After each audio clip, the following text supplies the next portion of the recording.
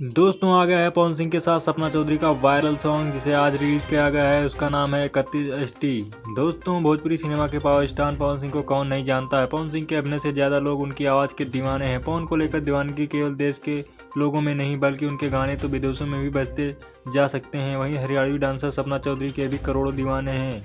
उनके एक ठुमके पर हंगामा हो जाता है। ऐसे में अगर नए साल के जश्न में एक साथ दोनों कलाकार मंच पर हों तो हंगामा होना तो लाजमी है। वैसे आपको बता दें कि सपना चौधरी कई भोजपुरी गानों में, वीडियो और फिल्मों में काम कर चुकी हैं और सपना मानती हैं कि उनको पसंद करने वाले सबसे ज़्यादा दर्शक भोजपुरी के हैं। ऐसे में वह अपना प्यार भोजपुरी दर्शक पर लुटाती रहती हैं।